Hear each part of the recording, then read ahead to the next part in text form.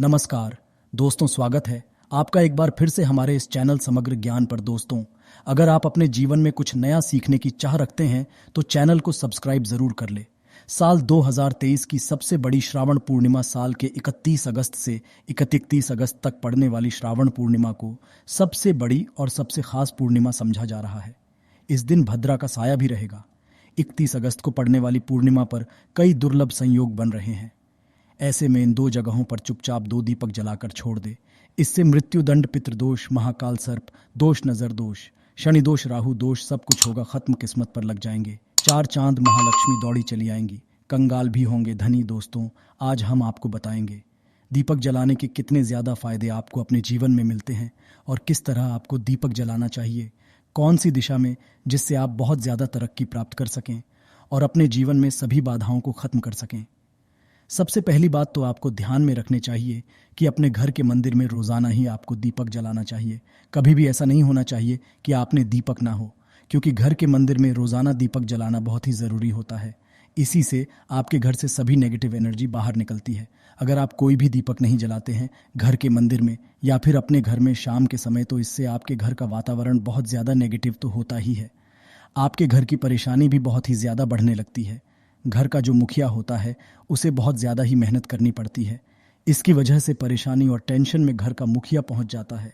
शाम का समय हिंदू धर्म में बहुत ही ज़्यादा महत्वपूर्ण समझा जाता है और जो लोग शाम के समय कभी भी घी का दीपक या फिर तेल का दीपक अपने घर में नहीं जलाते हैं तो उनके घर में हमेशा ही मुसीबत बनी रहती है। यानी कि एक मुसीबत से निकलते हैं तो दूसरी मुसीबत में उससे पहले ही फंस जाते हैं और हमेशा ही धन की समस्याएं, परेशानियां बढ़ती रहती है।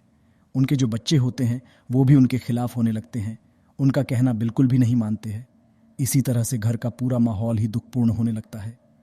काफ़ी लोग इन चीज़ों को मानते भी हैं, परंतु जानते हुए भी उपाय नहीं कर पाते हैं और भूल जाते हैं। उन्हें इन चीज़ों से होने वाले नुकसान के बारे में पता नहीं होता है। इसीलिए रोज़ाना आपको एक घी का दीपक या फिर तेल का दीपक जलाना बहुत ही ज़रूरी होता है। अगर आप नहीं जला सकते हैं तो कोई और व्यक्ति भी आपके घर में दीपक जला सकता है, परंतु दीपक जलाना बहुत ही ज़रूरी होता है। इसी से आपकी सभी नेगेटिव एनर्जी आपके घर से हमेशा बाहर रहती है। दोस्त, और शाम का समय ऐसा होता है जिस समय नकारात्मक ऊर्जाएं बहुत ही ज्यादा प्रबल होती है और आपके घर में प्रवेश कर जाती है। ऐसे में अगर आप घर में या घर के मंदिर में दीपक नहीं जलाते हैं तो नेगेटिव एनर्जी आपको बहुत ही ज्यादा परेशान करती है, आपके सभी काम बिगाड़ने लगती है। जिस समय सूरज डूब जाता उसी समय ये नेगेटिव एनर्जी बहुत ही ज्यादा प्रबल हो जाती है। उसी समय आपको मुंह हाथ पैर धोकर दीपक जलाना चाहिए। अगर आप खुद नहीं कर सकते हैं तो कोई और व्यक्ति भी आपके लिए ऐसा कर सकता है। दोस्तों, अब जिस घर में बहुत सारे लोग बीमार रहते हैं या फिर बीमारी कभी भी ठीक नहीं होती है तो ये भी एक संकेत होता है कि आपके घर में बहुत ही ज़्यादा नकारात्मक ऊर्जाएं हैं जो परेशानियों को, बीमारियों को, मुसीबतों बहुत ही ज़्यादा बढ़ा रही है। इन सभी चीज़ों को ख़त्म करने के लिए आपको अपने घर में जब सूरज ढल जाता है तो उस समय घी का दीपक या फिर सरसों के तेल का या फिर तेल के तेल का दीपक भी पूर्व दिशा में आप जला सकते हैं। परंतु रोजाना इन चीज़ों को करना बहुत ही ज़रूरी है, तभी आपको इसके लाभ मिल पाते हैं। अगर आपके घर में धन से जुड़ी समस्याएं, नौकरी व्यवसाय से जुड़ी हुई कोई भी समस्याएं हैं, अगर ऐसी बहुत ही ज़्यादा होती है तो आपको अपने घर के उत्तर दिशा में रोज़ाना ही घी का दीपक जलाना चाहिए। इसे एक भी दिन आप मिस ना करें। अगर आप रोज़ाना उत्तर दिशा में घी का दीपक जलाते हैं तो इससे आपकी धन से जुड़ी हुई समस्याएं खत्म हो जाती है। जिन लोगों को नौकरी नहीं मिलती है तो उनको भी नौकरी मिलने लग जाती है। और अगर वही व्यक्ति जिसको परेशानी है और वही अगर रोज़ दीपक जलाता है तो इससे मिलने वाले फ़ायदे भी ज़्यादा हो जाते हैं।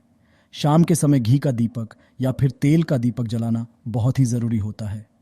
आप कभी भी इन चीज़ों को नज़रअंदाज ना किया करें, क्योंकि इन्हीं से आपके जीवन में परेशानियां बढ़ जाती है और आपको मुसीबतों का सामना करना पड़ सकता है। आपको ये जानकर हैरानी होगी कि जो भी घी का दीपक आप जलाते हैं उससे जो निकलने वाली ऊर्जाएं होती है वो आपके घर में जब फैलती है तो इससे घर का माहौल एकदम से सुख में बनने लगता, यानी कि पॉजिटिव होने लगता है। घर के सभी लोग शांति से रहने लगते हैं। इसी तरह से जो तेल का दीपक होता है ये भी जब जलता है तो इससे आपके आसपास जितनी भी नकारात्मक ऊर्जाएं हैं वो खत्म हो जाती है, क्योंकि इन दीपकों से निकलने वाली जो ऊर्जाएं होती है, धुआं होता है, वो नेगेटिव एनर्जी को बाहर निकालता है और आपके आसपास की एनर्जी को पॉजिटिव बनाता है। तो ये बहुत ही ज़रूरी चीज़ें हैं। शाम के समय कभी भी इन चीज़ों को कभी मिस ना किया करें, तभी आप अपने जीवन में सफलता पा सकते हैं और आपकी जितनी भी मनोकामनाएं हैं वो भी पूरी होती है दोस्तों। हम अपने घर के पूजा घर में पूजा पाठ करते हैं और मूर्ति आदि रखते हैं। दोस्त, मूर्ति का क्या महत्व होता है, आज हम आपको इस वीडियो के माध्यम से बताने वाले हैं। जिस घर की पूजा घर में एक साथ ये दो मूर्ति होती है, वहां पर बनता है राजयोग और दुनिया आपके कदमों में आ जाती। कहने का तात्पर्य यह है कि आपको सर्वसुख प्राप्त हो जाता है, जिसकी आपने कल्पना की है, जिसकी आपने मनोकामना मांगी है। दोस्त, घर के पूजा घर में हम पूजा करते हैं, पूजा पाठ करते हैं और पूजा पाठ के माध्यम से कुछ चीजें देखने और मनाने आदि का प्रयत्न करते हैं, ताकि हमें उस पूजा का फल प्राप्त हो जाए। और हम उसी अनुरूप घर के अंदर मूर्ति आदि लगवाते हैं, ताकि हम उन देवी देवताओं का सुंदर मुख देख सके और उनका आशीर्वाद प्राप्त कर सके। परंतु दोस्तों, हम अपने घर के पूजा घर में इन मूर्तियों के साथ अन्य मूर्तियां भी रखते हैं, तो निश्चित तौर पर हमारी किस्मत बदल जाती है और देखते ही देखते हमारे जीवन के अंदर की सारी कंगाली समाप्त होने लगती है। दोस्त, बात करते हैं उन मूर्तियों के बारे में कि आखिर कौन सी दो मूर्तियां एक साथ में आपको रखनी चाहिए, ताकि उसका सच्चा सर्व सुख आपको प्राप्त हो सके। और सबसे पहले अगर हम किसी मूर्ति की बात करें तो दो। अगर आप श्री कृष्ण के भक्त हैं और बाल गोपाल की मूर्ति रखते हैं, तब आपको भगवान श्री कृष्ण के साथ माता रानी राधा जी की मूर्ति भी आपको जरूर रखनी चाहिए। दोस्तों, ये भगवान कृष्ण की अगर आपके घर में तस्वीर है, तो उसके साथ राधा जी की भी तस्वीर संयुक्त जोड़े के रूप में आपको लेकर आनी चाहिए। दोस्तों, ये प्रेम और एकता की एक ऐसी अनोखी मिसाल है कि जिस घर में इन दोनों की तस्वीरें होती हैं, तो समझ लीजिए उस घर के अंदर किसी भी तरह का गृह क्लेश नहीं होता है। दोस्त और पति पत्नी और परिवारजनों के बीच परस्पर प्रेम रहता है और घर में धन धान्य में अपने आप ही वृद्धि होती है। इसीलिए ये जरूरी समझा गया है, अगर आप भी इन मूर्तियों को रखते हैं तो निश्चित तौर पर आपके जीवन में अपने आप ही फायदा प्राप्त हो जाएगा। दोस्तों, कई लोग अपने घर में माता लक्ष्मी की पूजा करते हैं तो सोचते हैं कि भगवान विष्णु की भी पूजा या ना करें, या फिर उनकी मूर्ति साथ में रखें या ना रखें। दोस्तों, हमेशा भगवान श्री विष्णु जी और माता लक्ष्मी की पूजा आपको एक साथ करनी चाहिए। दोस्त, और देवाधिदेव महादेव भगवान विष्णु और भगवान ब्रह्मा जी तीनों ही देवताओं को सर्वशक्तिमान देवता समझा गया है और त्रिदेवों में भगवान विष्णु जी को पूजा जाता है। तो अगर आप अपने घर के पूजा घर में लक्ष्मी नारायण जी की संयुक्त रूप करते हैं, तो निश्चित तौर पर आपके घर में दिन दुगनी रात चौगुनी वृद्धि देखने को मिलती है। दोस्तों, इसीलिए आप भगवान विष्णु जी के साथ माता लक्ष्मी जी की पूजा करें। अगर माता लक्ष्मी की अकेली तस्वीर है, तो आपको उनके बाएं तरफ भगवान श्री गणेश और भगवान श्री कुबेर जी की मूर्ति या तस्वीर अपने घर के मंदिर में जरूर लगानी चाहिए। अगर आप माता लक्ष्मी जी के बाएं तरफ भगवान श्री गणेश जी की मूर्ति लगाते हैं या लगाते हैं, तो आपको निश्चित तौर पर लाभ प्राप्त होता है और देखते ही देखते आपके जीवन के अंदर की कंगाली समाप्त होने लगती है। और धन प्राप्ति के लिए आपको लक्ष्मी गणेश जी की संयुक्त रूप से पूजा करनी चाहिए। समझा जाता है माता लक्ष्मी धन देती है, तो भगवान श्री गणेश रिद्धि सिद्धि का भंडार और वृद्धि का विकास करते हैं। इसी वजह से इनकी पूजा बहुत जरूरी मानी गई है। दोस्त, तो कई लोग पूछते हैं कि अपने घर में जी की तस्वीर या मूर्ति रखें या ना रखें, या उनकी पूजा करें या ना करें। दोस्तों, आपको निश्चित तौर पर हनुमान जी के अन्य देवी देवताओं के साथ में भी आप मूर्ति या तस्वीर रख सकते हैं। किसी तरह की कोई दो राय नहीं है कि आपके ऊपर हनुमान जी क्रोधित होंगे या नहीं होंगे। दोस्त, इसके अलावा आप प्रभु श्री रामा की तस्वीर भी अपने घर के पूजा घर में रखते हैं, तो आप हनुमान जी की तस्वीर रखें या ना रखें कि निमित्त किसी भी तरह की पूजा या पाठ करना हो, तो आप प्रभु श्री रामा से कहें। दोस्त, भगवान श्री राम के प्रिय भक्त हनुमान जी हैं और निश्चित तौर पर आपको उतना ही आशीर्वाद प्राप्त होता है जितना कि आपको हनुमान जी की मूर्ति या तस्वीर का पूजन करने से होता है। या फिर आप क्या करें, श्री राम दरबार की तस्वीर अपने घर में लेकर आए और श्री राम दरबार की तस्वीर का पूजन करें, या उनकी मूर्ति या उनके किसी तरह की कोई चीज़ पास है तो आप उनका पूजन करें। इसमें सारे देवी देवताओं का आपको आशीर्वाद प्राप्त हो जाता है। हनुमान जी से लेकर माता सीता, भगवान श्री राम और अन्य देवी देवताओं का भी आशीर्वाद आपको प्राप्त हो जाता है। तो निश्चित तौर पर अपने घर के पूजा घर में एक साथ आप ये तस्वीर रख सकते हैं। आपके जीवन में राज्य योग की प्राप्ति हो जाती है। दोस्त, इसी तरह अगर आप अपने घर के पूजा घर में या किसी अन्य स्थान पर अगर कोई तस्वीर चाहते हैं और उसे लगाकर अपने घर में लाभ प्राप्त करना चाहते हैं, तो अपने घर में या पूजा घर में आपको निश्चित तौर पर त्रिदेवों की तस्वीरें या मूर्ति एक ही स्थान पर लाकर जरूर रखनी चाहिए। ब्रह्मा, विष्णु और महेश, इन तीनों की संयुक्त रूप से इनकी एक साथ तस्वीर अपने घर के मंदिर में या अपने घर में कहीं भी लाकर रख देनी चाहिए। समझा जाता है कि इन तीनों देवताओं के एक साथ दर्शन करने मात्र से हमारे बड़े से बड़े कष्ट ऐसे ही समाप्त हो जाते हैं। इसी वजह से इन तीनों की एक साथ में तस्वीर या मूर्ति लाकर आपको पूजा जरूर करनी चाहिए। दोस्त, अब बात करते हैं कि कुछ ऐसी तस्वीरें होती हैं या ऐसी मूर्तियां होती हैं जिनको आपको अपने घर के पूजा घर में स्थान ही नहीं देना चाहिए। अगर आपने इन तस्वीर या मूर्ति को अपने घर के पूजा घर में स्थान दिया है तो समझ लीजिए कि आपको कंगाली का सामना करना पड़ेगा या फिर देवताओं के क्रोध का सामना करना पड़ेगा।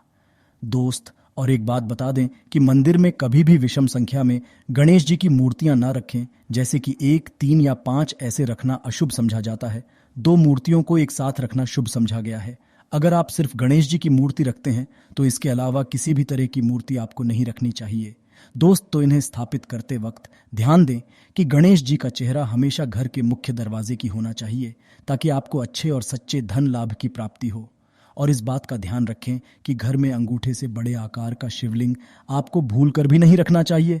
हमेशा एक छोटा सा शिवलिंग रखें और इससे ज्यादा शिवलिंग आपको नहीं रखना चाहिए। दोस्त, वैसे तो आपको अपने घर में शिवलिंग रखना ही नहीं चाहिए। उसके बाद भी अगर आप रखते हैं तो अंगूठे के आकार से बड़ा शिवलिंग आपको नहीं रखना चाहिए। आप छोटा शिवलिंग रख दें और कि एक से ज्यादा शिवलिंग आपको भूल कर भी नहीं रखने हैं। घर में अगर आप शिवलिंग रखते हैं तो शिवलिंग के ऊपर आपको तुलसी भूल कर भी अर्पित नहीं करना चाहिए। अगर आपने शिवलिंग रख लिया है और उस पर तुलसी अर्पण कर दी है तो देवी देवताओं के क्रोध का आपको सामना करना पड़ेगा। दोस्त, और मंदिर में हमेशा अगर आप हनुमान जी की तस्वीर रखना चाहते हैं, आप हनुमान जी के अनन्य भक्त हैं, तो बैठे हुए हनुमान जी की मूर्ति ही रखें।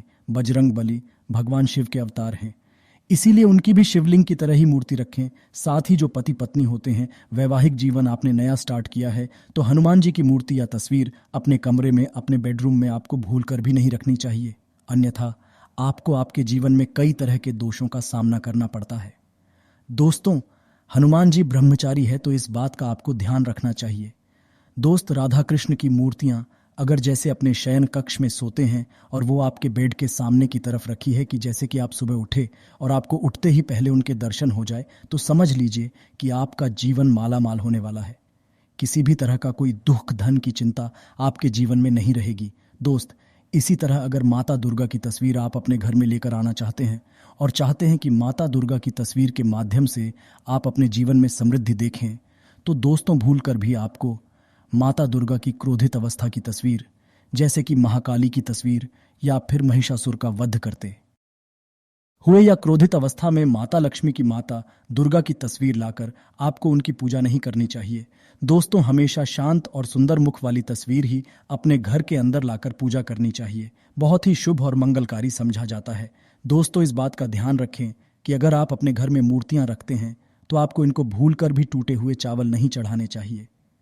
बेहतर होगा कि आप हल्दी में चावल को पीला करके ही वो चावल चढ़ाएं, परंतु टूटे हुए चावल आपको भूल कर भी माता लक्ष्मी को या अपने घर में देवी देवता को नहीं चढ़ाने चाहिए। दोस्त, इसी तरह इस बात का भी ध्यान रखें कि अपने घर के मृत परिजनों या पूर्वजों को मंदिर में स्थापित ना करें। ऐसा करना अशुभ समझा जाता है और अगर आप ऐसा लगातार कर रहे हैं तो आपके परिवार के ऊपर दोष लग सकता है और पितरों का भी दोष लग सकता है। पितरों की पूजा एक अलग स्थान पर की जाती है, घर के मंदिर में उनको स्थापित नहीं किया जाता है। दोस्त, तो इसी तरह भगवान भैरव की तस्वीर या भगवान शनिदेव की राहु केतु के इस तरह की तस्वीरें अपने घर में ही नहीं लेनी चाहिए। प्रतीकात्मक रूप से आप घर के पानी रखने के स्थान पर उनकी पूजा कर सकते हैं, क्योंकि इनकी साधना तंत्र मंत्र और विशेष द्वारा की जाती है। घर के अंदर आप ऐसे ही इनकी पूजा पाठ आप नहीं कर सकते हैं।